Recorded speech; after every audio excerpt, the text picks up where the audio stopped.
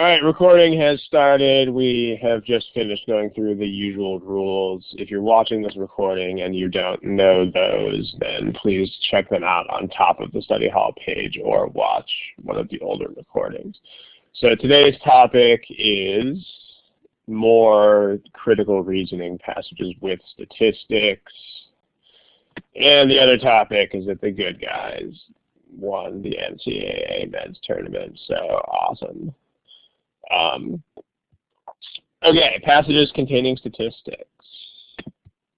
So, again, if you're just showing up, smiley face means that smiley face. It's not please don't type in the chat box. That would be sort of...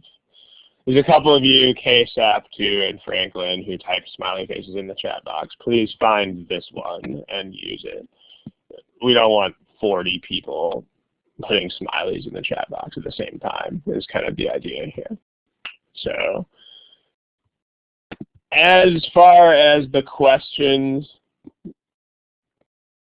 unless they are otherwise indicated, they are from GMAT Prep software, which is copyright GMAT. I think we are obligated to provide that notice in written form. So here's that notice in written form. Unless otherwise specified, all problems are copyright GMAT and are from the GMAT Prep free software. Okay, I think all of today's problems are from the GMAT Prep software. So that's where they are from. They are official problems.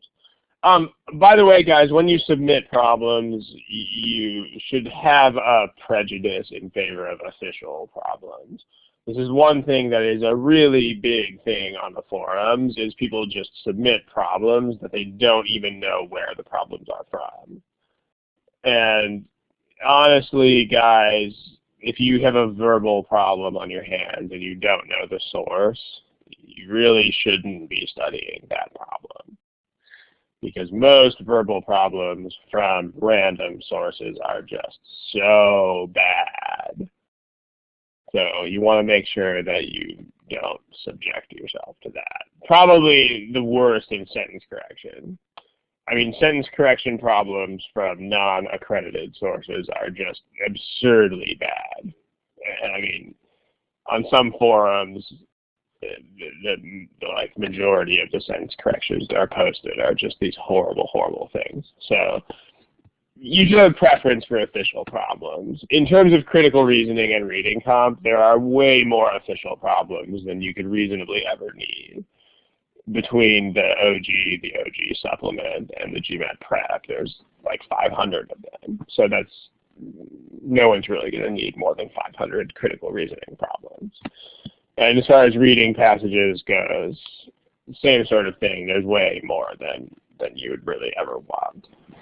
So try to stick with those if at all possible. Okay. Multiple choice questions. These are all multiple choice questions. Here's where you will find your options. The A, B, C, D, E options. Please do not post your answer in the chat box. Thank you. And the other point that we always make every time in every session is please don't not answer the questions. Don't not. Meaning please actually answer all of the questions. Because on the test, that's how it works. There's no option to leave a question blank on the test. So,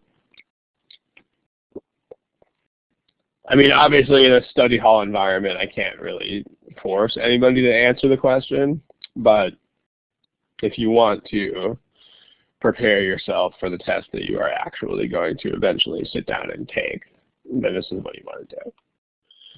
So, all right, smiley face, if all of that makes sense, that smiley face, and then we will look at some problems.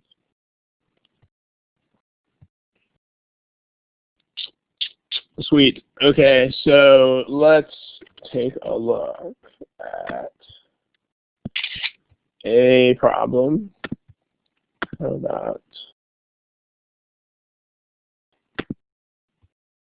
this? this one.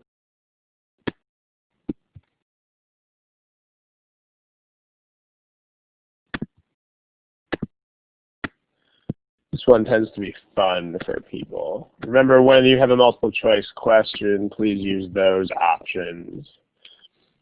Your classmates here will not see the choice that you pick if that is an issue for anybody. So give this a shot. Here's a timer.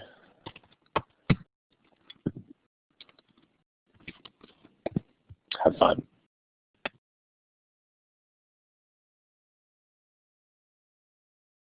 Okay, ladies and gentlemen, we only have answers from about half of you at this point. So remember, one thing with the GMAT, in fact, kind of the thing with the GMAT, is you do have to have good time management on this exam. So in other words, you have to know when to fold them. So if you don't have an answer at this point, make sure that you pick one. I'll give you an extra 10 or 15 seconds to do that, but please don't just stare at the problem. We still have about 10 non-responders here. So again, that's where you'll find the answer choice options. So if you have to guess, even if you have to make a random wild guess at this point, then please do so. I'm looking at you if your name is Ian or Grace or Jen Rogers or Joe or Karen or Catherine.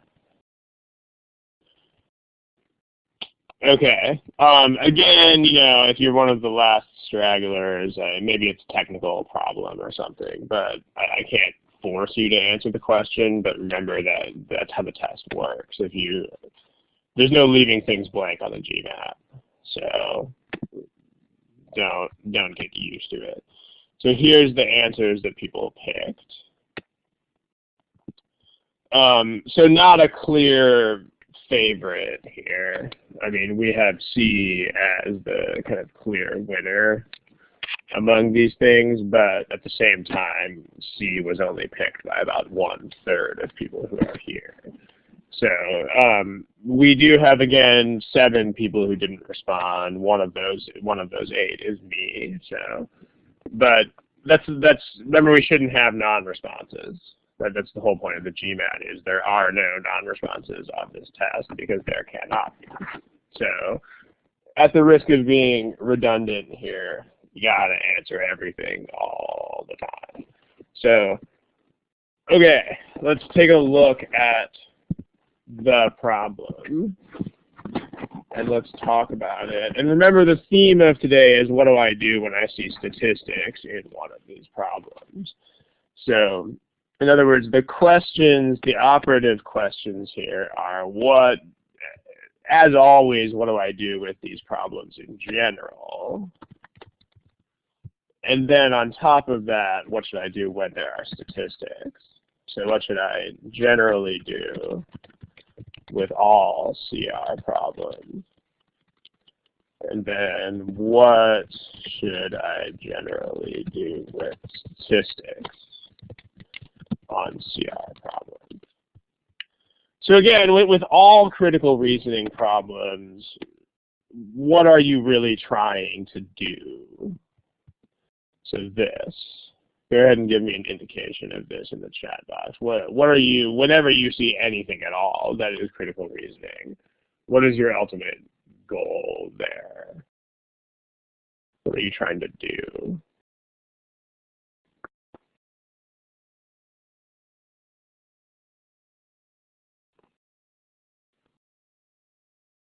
I mean, this is perhaps the most important point, because a lot of people are, yeah, I like Kyle's answer to this question.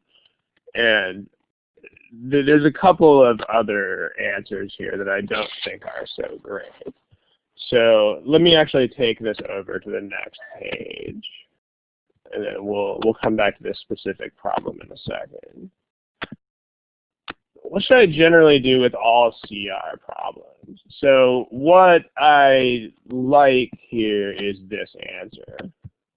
In other words, what you're trying to do here above all else is to achieve an intuitive understanding of the argument. In other words, the number one goal here is to get it. And that's in two ways. Hold on a second.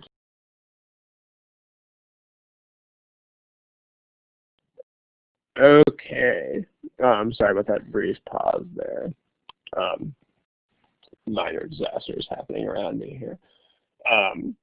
Okay, so what you are generally trying to do is two things here, and this is the point. And those are intuitive understandings of stuff. That's your ultimate goal here is the idea. So the point of reading a CR question is, number one, you have to understand what the task is that's in front of you.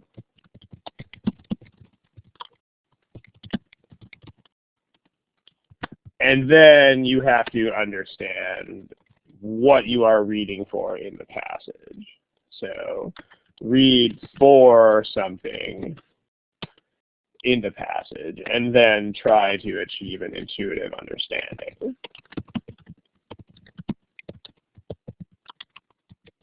That's your ultimate goal. So the thing is, your ultimate goal is not to isolate any kind of structure or assumption or classify statements or anything like that. I mean, those kinds of things can help you if you are confused by the problem. But if you read the argument and you know exactly what it is that you're trying to do and you understand exactly what you are looking for, then there is no reason to try to classify anything.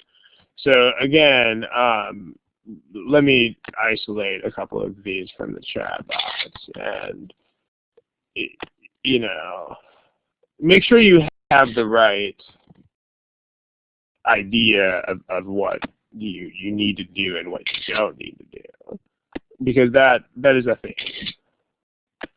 So here's what I mean. Here's what a couple of you guys wrote that is sort of subsidiary points. Someone wrote that. Someone wrote these things.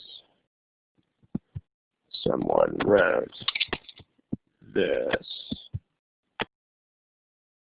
You don't necessarily have to do these things. I mean, these are the kinds of things that the book does more often than you will have to do them. But the book has to do things that are actionable. I mean, that's the thing with reading a book that is a book. I mean, a book cannot tell you this and then just leave that standing. I mean, a book has to contain concrete illustrations of things. When the goal is this intuitive understanding, you know, the book is going to make things look more concrete than they really need to be. So, but the point is that these things are not the end goal. I mean, if you are confused about the things above, then this can help. But in general, you shouldn't really have to do any of these things unless you are confused. So if you get it, then you should not do any of these things. However, they could possibly help you if you are confused by the problem. So if you need the help, then you might get it from these kinds of things. On the other hand, the most important thing to say is this. And then, yeah, by read for something, we'll get there in a second. But make sure that you understand the task at hand. Because someone said create a conclusion based on the given information. Maybe, but usually not. So, meaning understand the actual task. In other words, what do I have to do with this passage is the real point here. And I mean, depending on what the problem is asking you to do, then you should maybe do it or maybe not. So like this person says create a conclusion. In most problems, you absolutely do not have to create conclusions. So in most problems, no. But if the problem says that you should, then you have to do that. That's basically the point. So not unless the problem asks you to. So what I mean by read for something is that because nobody can just randomly read a thing. I mean, when you read stuff, you are always reading for something or other. I mean, depending on what it is that you're reading, the goal is going to change. You know, if you're reading like a white paper about how some scientific process works, then you're probably reading for mostly factual stuff. But if you're reading about a court case in the newspaper, then you're hopefully reading for like the point and the reasoning behind the case and not just random facts. So, in other words, in general, each task requires you to read the passage very differently. And so that's why it's important to check out the question first, because you're supposed to know what it is that you're doing before you do it. So the way you read the passage varies depending on the question. For instance, if you have to draw the conclusion, then the way they do that is they make you combine facts to make a conclusion. So if you have to draw the conclusion, then you're not trying to bother with finding assumptions. Like there's no need to think about hidden assumptions, etc. Because you're trying to just take facts and assemble them into a thing. So you are thinking about the facts that are there and how to combine them. Versus if you get a problem where you have to find strengthener, weakener, etc. You have to find something that strengthens or weakens or helps to evaluate. Just a second.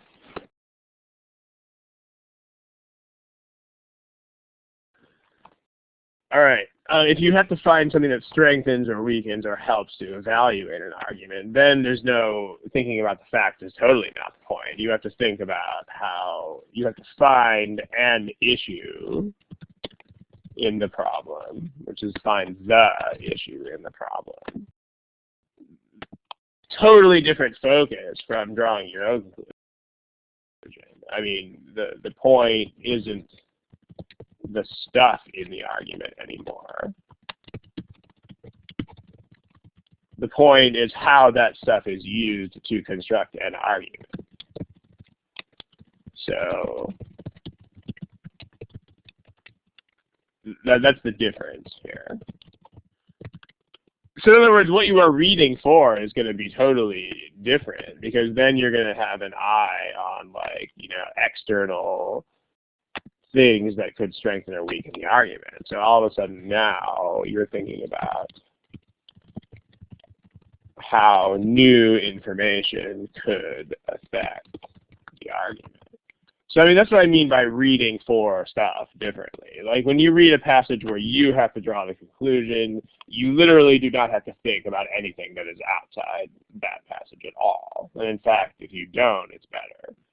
Whereas if you're looking for a strengthening, weakening, helping to evaluate type of statement, you're totally reading differently for everything. You're reading, you know, you're trying to judge. You're trying to see weaknesses. You're trying to see what the issue is, and so on. So that's the point. And I mean, the point is that in the real world, this is basically common sense. You know, like if someone is writing an editorial that you don't agree with, then this is how you read it. Like, you know exactly what the point is that they're going for. you don't really care what the facts are. You look at how they are arguing with an eye to how could I counter that argument. That's how like anybody would read an editorial or something. Versus if you are, say on a jury trying to reach a verdict, then it's more like this. So there are hidden assumptions. You just look at the evidence that is in front of you and see what can you put this evidence together to make a verdict. So that's kind of the point here. So on this problem, let's see.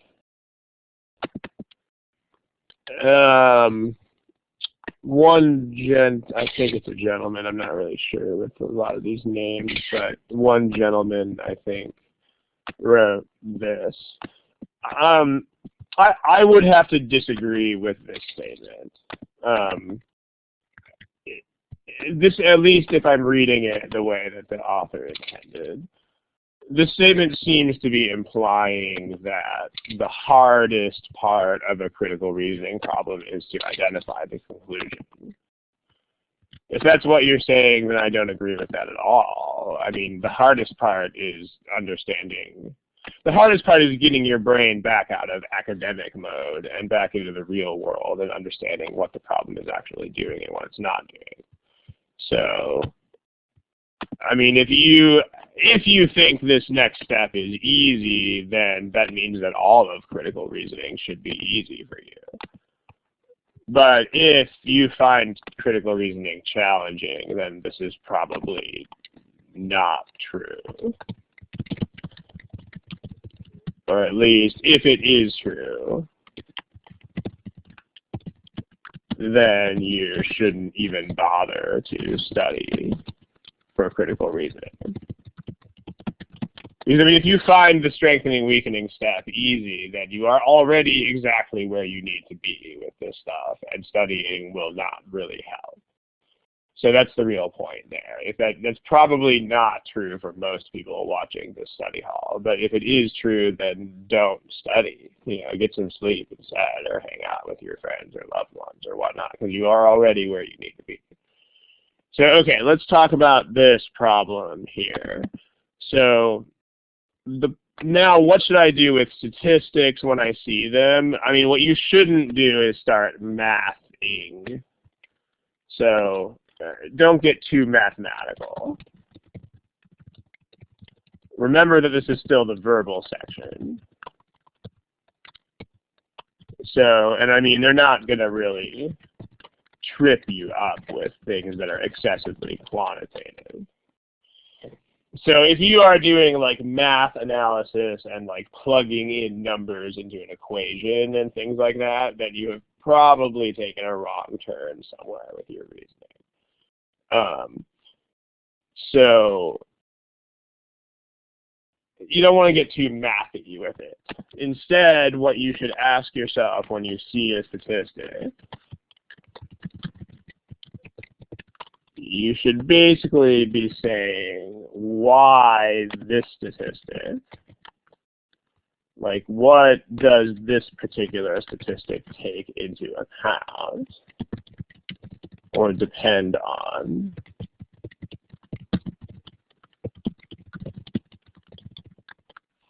What does it ignore, or what is irrelevant to it? What doesn't it account for?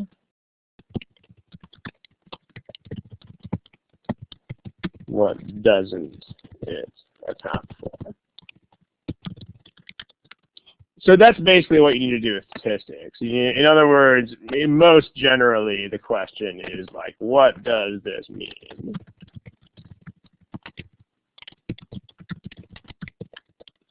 In terms of things that you could explain to someone who doesn't terribly intuit statistics. So that's kind of what you are after here. Not just kind of. That's the thing that you are after here.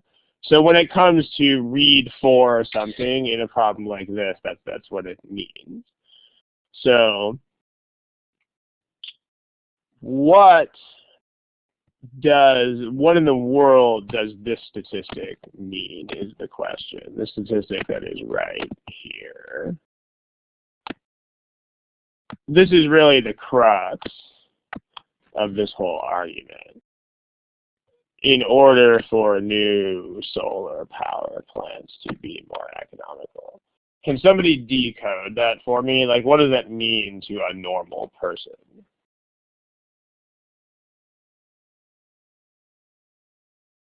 Chat box, if you have an insight into that. What does that mean?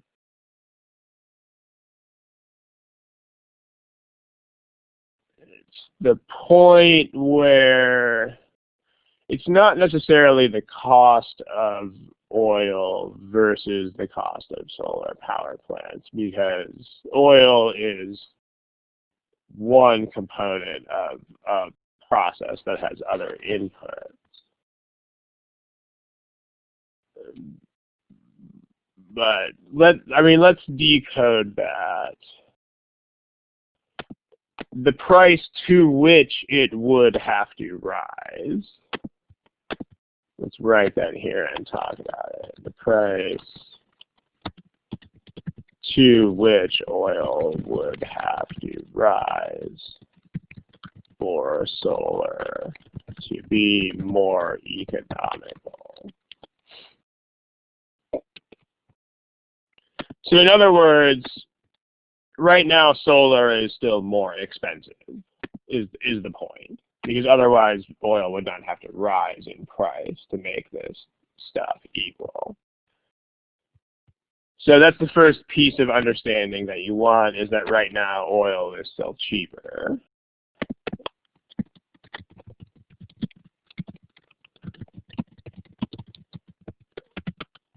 But we don't really care what the current price of oil is. That's one thing you should understand right now. The price to which it would have to rise. So in other words, the current price is completely irrelevant here. Like, we're just saying what would have to be the price, not what is the current price. The question is asking what potential future price would have this result. So that means that the current price is irrelevant. And that means that choice A doesn't make any difference, because choice A is about the current price of oil. So we don't really care. And I mean, make analogies here if you have to. Like if I said, how much would gas have to cost before you would stop driving? That's kind of what this is. In that question, it doesn't make any difference how much gas currently costs. It's like, oh, well, if gas went up to $10 a gallon, I would think about not driving. It's like that kind of thing. I mean, it doesn't matter if gas right now is $3 a gallon or 4 or 5. I mean, it's how high would it have to go before you would think about this. So the current price is not a thing.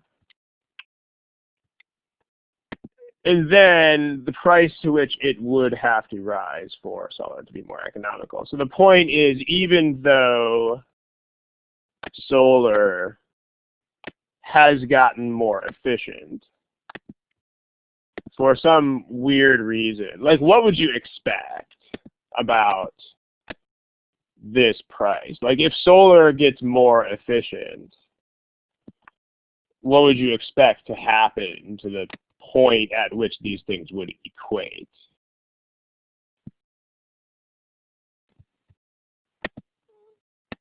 Like back when, let's rephrase this in terms of before and after. So back when solar was still not as efficient, the theoretical price of oil where these would equate, like oil would have had to increase to, let's say, $N to make them equal. So now what would we expect? I mean, if solar is more efficient now, would you expect oil to have to go up to N dollars anymore, or would you expect oil to have to go to less or more than N dollars? What do you guys think? You would expect, right, you would expect less because that's the whole point. I mean, it's not as much cost anymore. So we would expect that now that solar is efficient, or at least more efficient, that oil would not need to rise so far. So that is the issue in this problem, is why does it still have to rise exactly the same amount? So there must be something that is countering this. Like the only possible explanations for this. So let me get this off the screen for the moment so that stuff will fit. So in other words, the passages violated our expectations, and the question is why.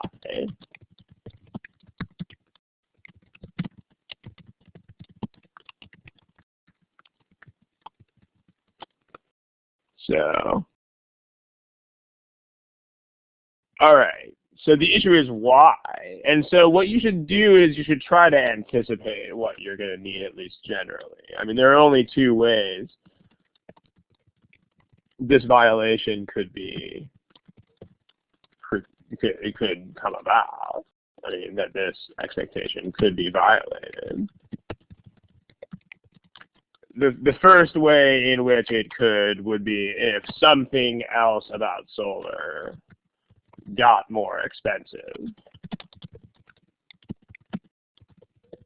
So for instance, and it can't be anything about the process, because the passage says that solar has gotten less expensive.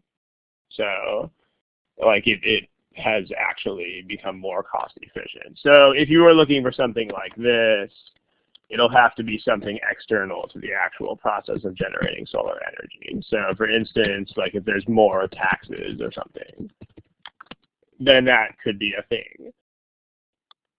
Or something else about oil besides the price of oil has gotten cheaper. That's the other way this could happen. This is the only two ways this could be a thing, right? It's kind of like saying, you know, back to the gas analogy again. Like, what's the price per gallon that you would have to pay before it would make more sense to ride the bus instead? You know, if the bus gets cheaper, but the answer to that doesn't go down, then it means probably that something else about driving a car has gone down too. Maybe your car insurance doesn't cost as much. So it's got to be something like this. So let's look for something about oil power has gotten cheaper. Well, B is just telling us why things have occurred, but this doesn't change the picture. I mean, it may provide us with a little bit more color about why things have occurred, but we don't really care. Like, we just care that it has occurred. And then case SAP2, maybe you can elaborate on whatever point you're trying to make there. On the other hand, C is totally a thing.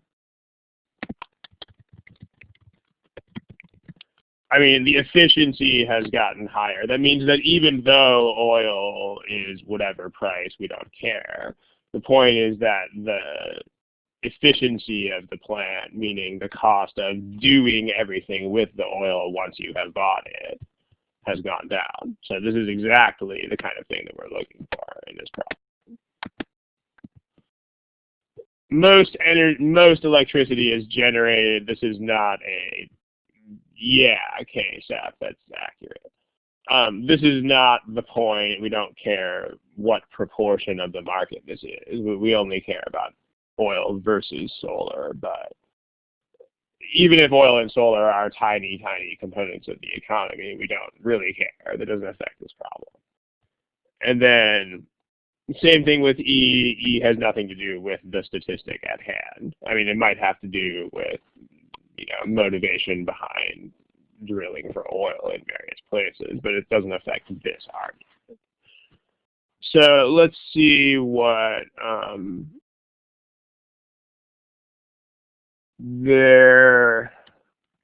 okay, Rajiv says this.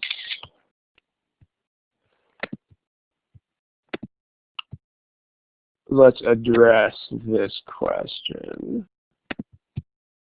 Then we'll move on here. So Rajiv says,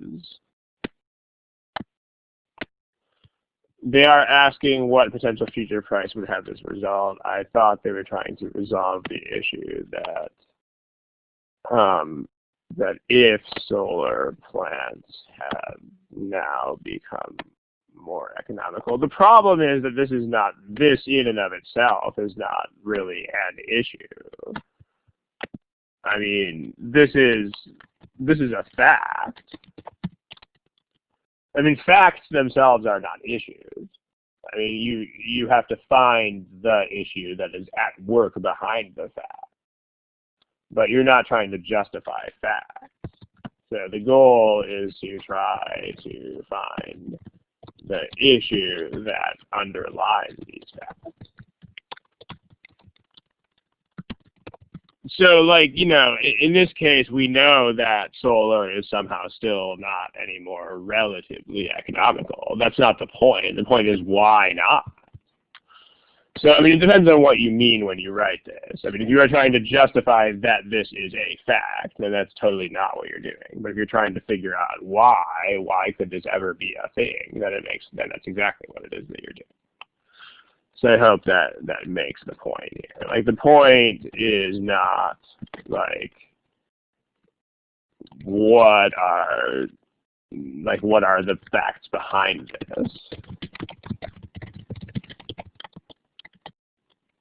The point is, why did this fact turn out in a way that violates expectations? And again, if you understand that this is the point, then you are already where you need to be. And as mentioned earlier in the session, you don't need to do things like classify stuff. So there's that. No one else seems to really be typing stuff.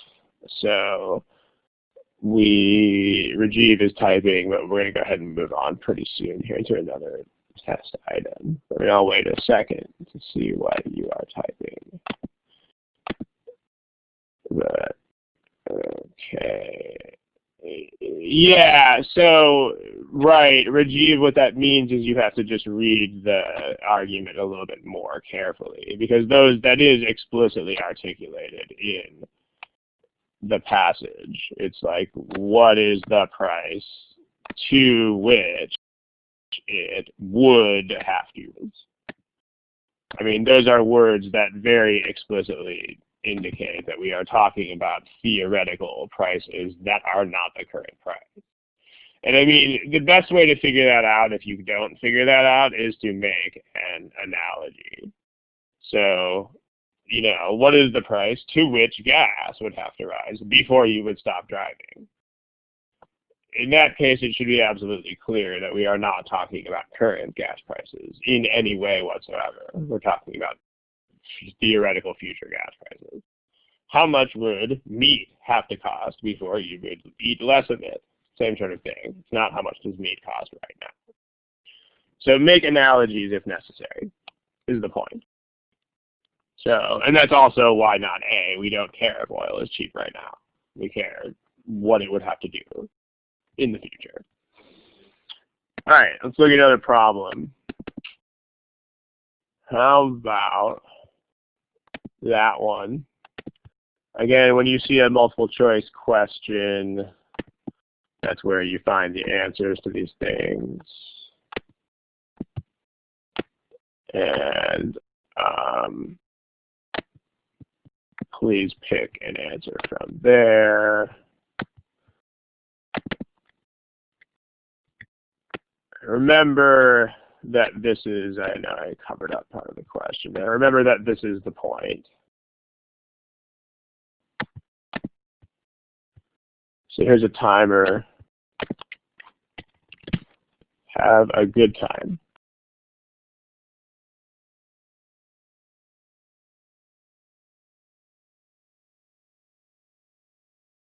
Okay, so we still have about 13 people who have not responded to this. So please pick an answer of some type, even if you have to guess.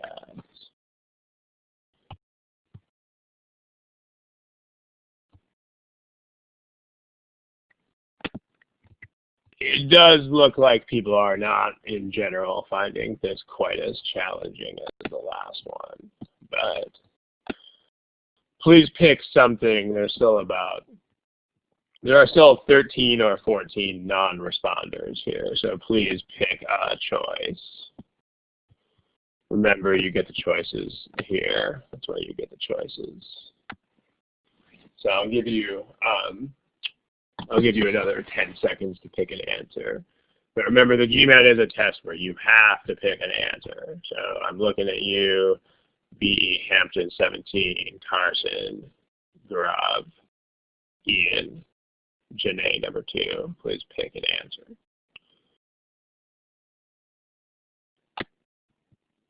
Sejuan, yeah, okay. You put it in there too. But yeah, not answers in the chat box.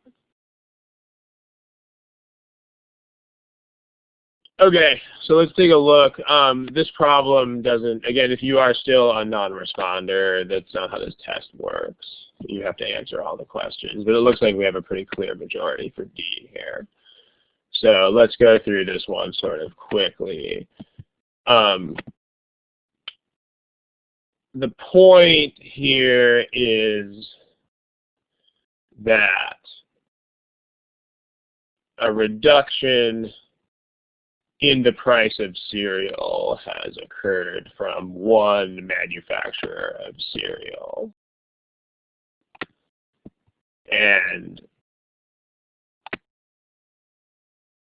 the point is, the argument now, since most other cereal manufacturers have announced that they will follow suit, so that's not stated as any sort of uncertainty. It's stated that we know that other manufacturers are going to do the same thing.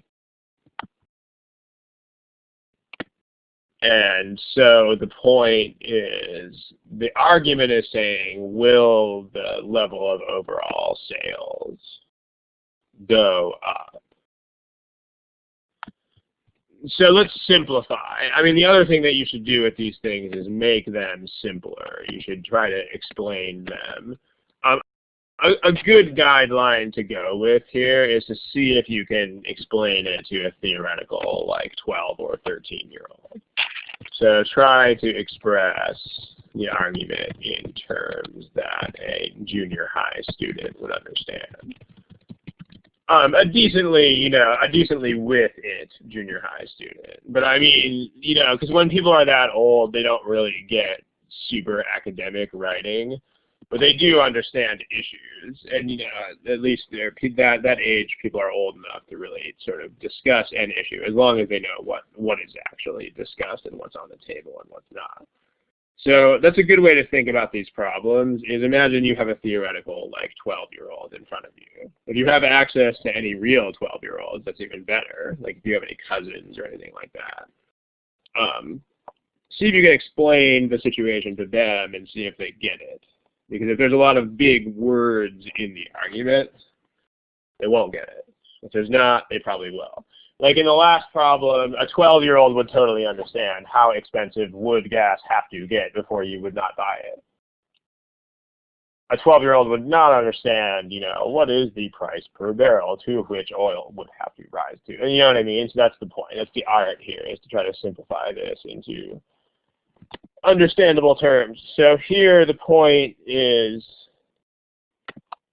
wholesale prices, I mean, people are not buying cereal as much.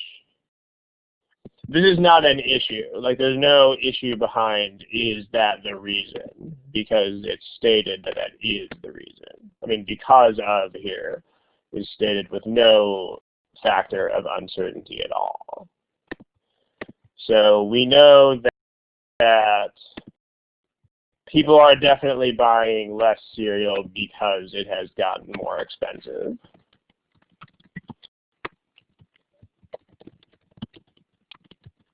Because it costs more. That's stated as a definite thing. But the wholesale price are going to go down. I mean, one manufacturer did this and others are going to do the same. You can concatenate those into a single statement. I mean, basically the wholesale prices are going to go down.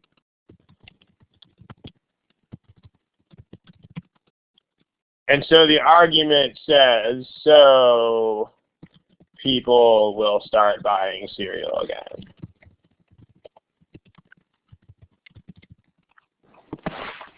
At their old levels, like at the old amounts.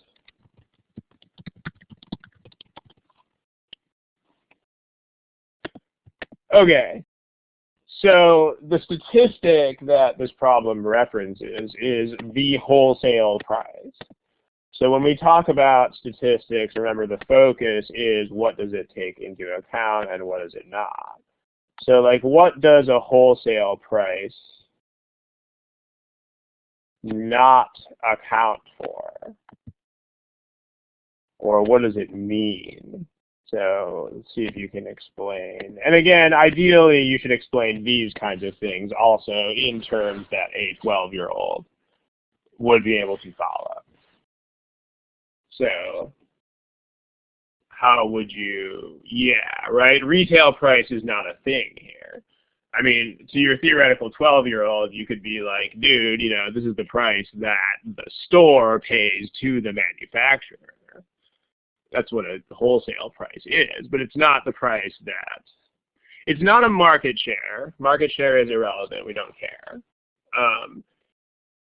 It's the price that the store pays to the company for the stock and not the price that the store charges the consumer. So the point here is that this accounts for the wholesale price does not account for the markup that a store puts on the item before selling it to the consumer. In other words, it doesn't account for the retail price. And so, I mean, that's the only difference, right? The rest of this argument is pretty sound. I mean, because we know that cost is definitely the reason why people are not buying cereal. That's a thing. It's stated right there. And we know that wholesale cost will go down, not could or might or probably will, but definitely will. So the only missing link here is, well, will that make the retail price go down? If it will, then we have an absolutely airtight, perfect argument here. If not, then we don't. So we need to have, this is the only possible missing link here is the point, is the retail price. There's no other way that you could even attack this thing. And this is what I mean by read for or something. Here you are reading for what could be the missing link here. And this is the only possible one. So there you go. So the only choice here that has anything to do with retail prices is going to be this one, the one that most of you guys pick. Marketing expenses doesn't matter because that the consumers don't care what made the prices go up. They just care that the prices did go up. This choice doesn't matter because the passage states that cost is a thing and that people will not buy as much cereal as a whole unless costs go back down. Variety, we don't care. Retail price, we absolutely do care. And then we don't care whether the decline is disproportionate in other types of cereal because we are talking about cereal as a whole. So if you have any questions about this problem, go ahead and type in the box. Franklin and Sri, you've both had text in your box for a while. So if you have just a random space or character in there, you might want to delete that. Otherwise, if you're typing a question, then go ahead and type the question. Let's move on to another one, unless there are immediate questions forthcoming here, because most of you guys were fine with that. What about this one? So again, it's a multiple choice question. You know where to get the answers. You get them here.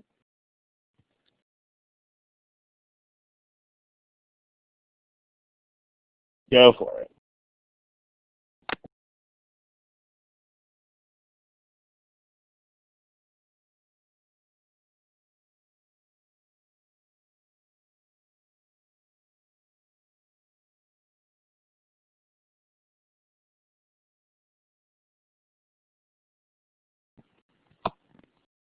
Okay, we've still got like 20 non-responders. So if you don't have anything written down, please pick a thing.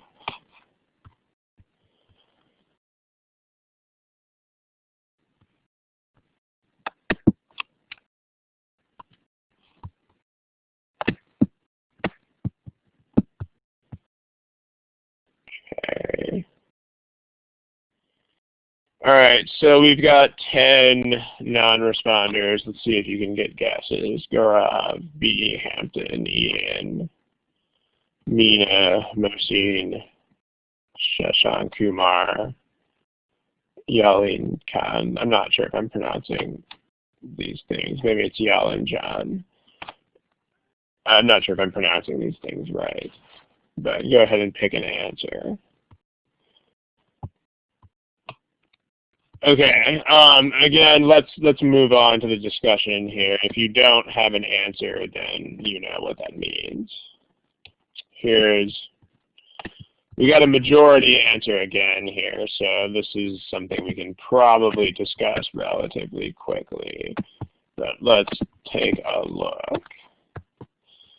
So what is the point here? So remember, when there are statistics, you should try to get down to the meaning, is the point. Not mathematically. You don't need to think in math terms about these, but then try to simplify the passage into, again, terms that a theoretical, decently smart 12-year-old will understand. So into terms that would make sense to a 12-year-old. Sure. Okay. They started making so much cotton that the market could not, basically there was an excess of cotton, and so the prices went down. And then the government said, if you don't grow quite as much cotton, we will pay you a subsidy. So that's the fact. There was too much cotton, so cotton prices crashed. So the government said, look, cotton farmers, we'll pay a subsidy if you grow less cotton. And yet, the issue here, and then in this case, they're helping you out a little bit. The issue here is specifically what the impact of this will be on the budget. And again, we would expect, I mean, it's a subsidy that's being paid from the government to farmers. So if all other things were equal, we would totally expect this to be a burden on the budget. Yes, of course we would. So the question is, why not? So the passage is saying, because I mean, we would clearly expect this to be a burden on the government budget because there's money going out. So the question is, why not? And that's the issue here. And I mean, so you know very, very specifically what you are reading for here. In fact, you even know what you are reading for before you even read the passage, because that's in the question part this time. So you are specifically reading, you're not just randomly reading the passage. You are specifically reading for possible reasons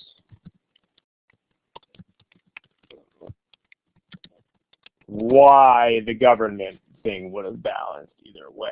So why there would have been an expense associated, why the impact on the budget would have been the same without the subsidy.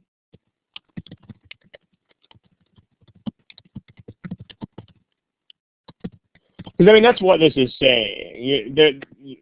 Not a net impact is code words. I mean, a 12-year-old might not understand not a net impact. But a 12-year-old would totally understand, oh, it would have been the same anyway. So that's what this means. In other words, it would have, I mean, the government would wind up paying. I mean, the government would wind up with the same, you know, balance sheet with or without the subsidy.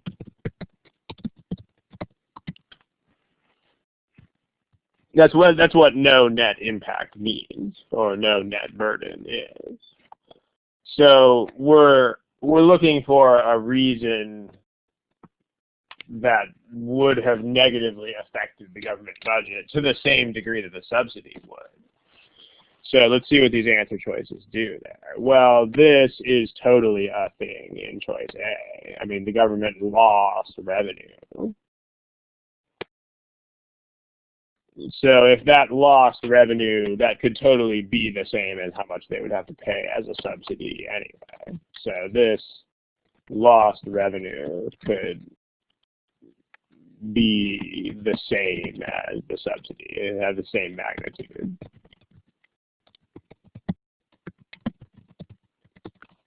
That's the point there. Other countries, we don't really care about other countries. Nobody picked that choice, so good. The first year that the support payment program was in effect, cotton acreage was 5% below its level. I mean, what this means is that maybe it's not, I mean, the program is getting off to a slow start. Because it's supposed to be 25% reduction. So what they're telling you here is the program did not go into effect super quickly. But we don't care, right? That's not an issue, because when you look at the passage, it says, if successful. So we don't care how long it takes to get there. We just care about what the result will be if it eventually does succeed. In other words, whether the plan will fail is not even an issue. It's only what will happen if it does not fail. The specified maximum meant that for very large farms, the support payments were less per acre than they were for smaller farms. I mean, we're not breaking this down farm by farm, so this doesn't matter either. We're looking at the trend as a whole. It doesn't matter what happens per individual farm. Because we're only looking at the government side of this issue, not what happens to the farmers. And, I mean, these are still the same subsidies we're talking about anyway. So this is not a thing that would cancel out the subsidy.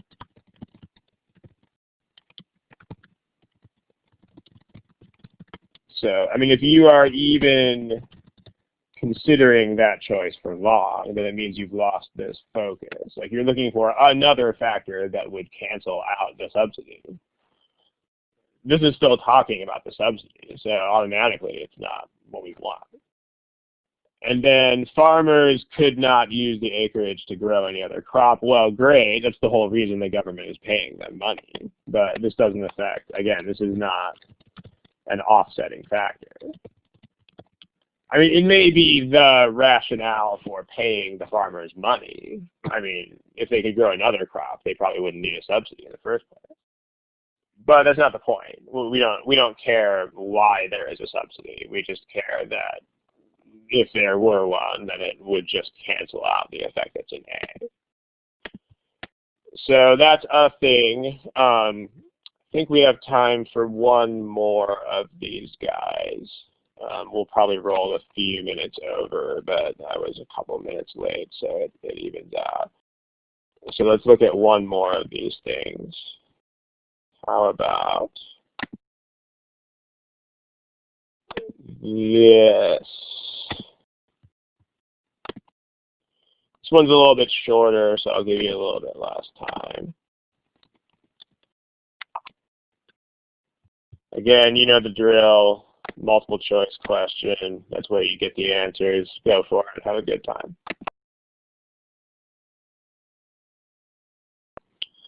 All right, ladies and gentlemen, we still have a couple non-responses. Again, this one seems like it is not. It seems like that first problem was kind of a beast. And the rest of these, you guys are doing a lot better at. It's awesome. It means you have increased focus or whatnot.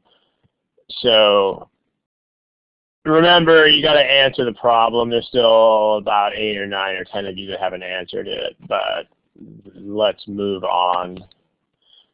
So here's the responses that you gave right there. So there's a pretty clear favorite here in choice E. The deal here is, okay, we're talking about where we should build the wind farm. What's needed, again, let's explain this to a theoretical 12-year-old. Like, how would we explain this to a 12-year-old? Well, you need lots of empty space for a wind farm. You can't build one where people live because there's these gigantic turbines that, you know, would mess things up for people. So, and then you have population density. Make sure you know what this means. The statistic is people like per what? Population density, what is that? It's people per chat box.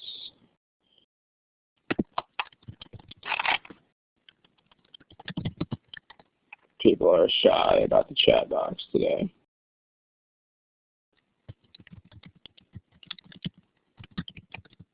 Okay, well, population density, I mean, if you guys, I mean, that population density is people per square mile. So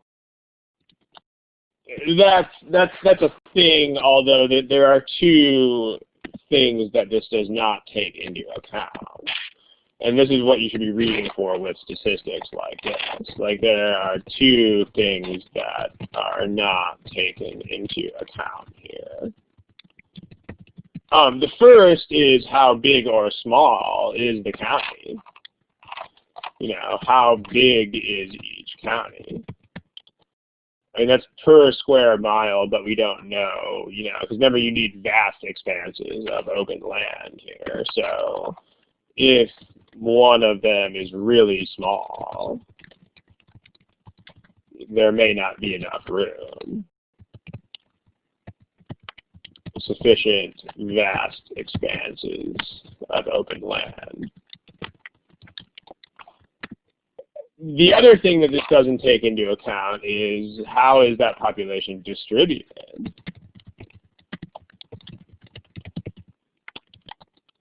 Because, I mean, if you look at states like California or New York in the U.S., I mean, those states don't have hugely high population densities because they have a lot of empty space in them. But the people are not randomly distributed at uniform rates across the land.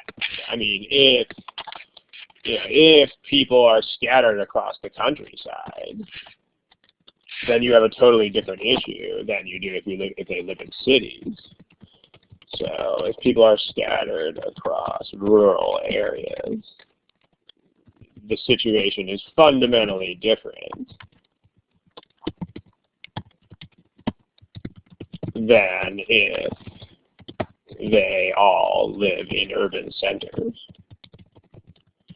And so they're going from that to therefore County X. I mean, the reasoning here is that, so, County Y probably has more open space, so we should build there. Well, maybe not, and it's going to be one of these two things. I mean, it's either going to be County Y is really tiny, would weaken the argument, or the people in County Y are scattered all across the countryside, whereas people in County X are living in cities or in some concentrated area. So there's no choice that says that County Y is like super duper small. In fact, B is the opposite of that.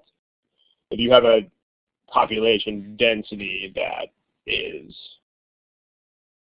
lower and a population that is higher, then B actually supports the idea that County Y is really big. So, I mean, a number of you pick choice B.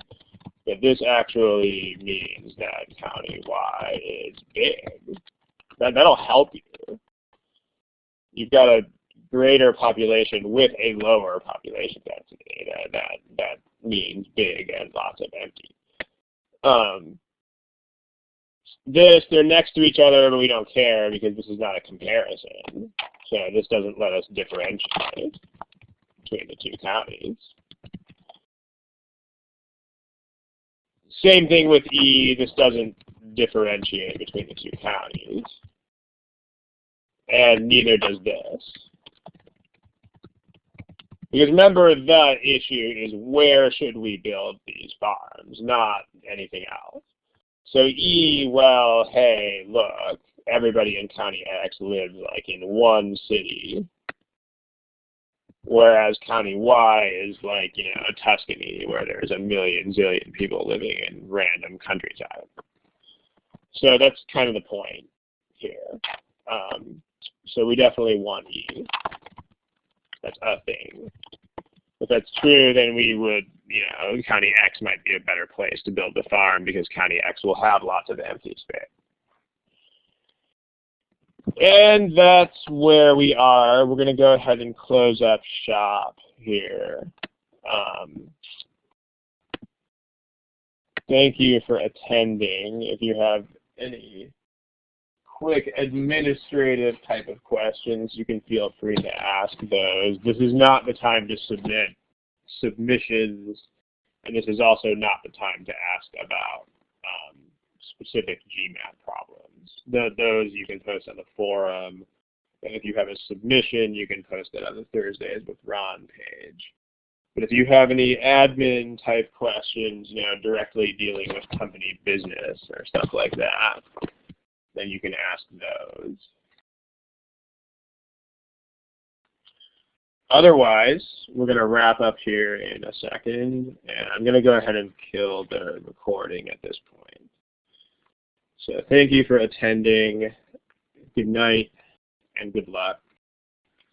Again, if you have any random admin questions, feel free. Otherwise, we will see you on the flip side.